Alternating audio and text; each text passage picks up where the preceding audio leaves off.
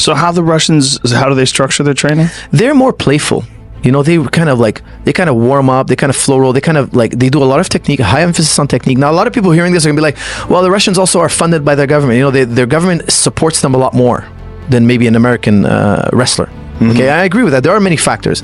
However, we cannot deny that they're technically, I hate to say the word superior, but they're technically more advanced, technically, when it comes to wrestling.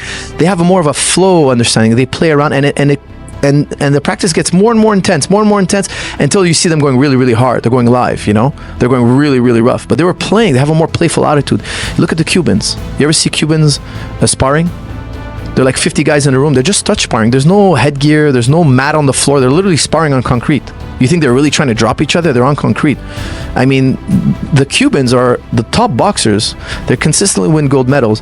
But in practice room, they're playful. Nobody gets hurt. Like you're saying, the Thais. Mm-hmm. The Thais are just, if you go in there and you kick a Thai really hard, he won't spar with you anymore. He'll be like, this guy's too amateur. There's a time and place for intensity. I'm not anti-intensity. I think there's a time and place. Like Angelo Dundee was probably arguably the greatest boxing trainer in history. He says, look, fighting is for fight night. In practice, it's only practice. George St. Pierre has that attitude, and I think that's why he's so good and so healthy today. You know, because he never hurts his sparring partners. People line up to want to spar with him. It's a joy to spar with him.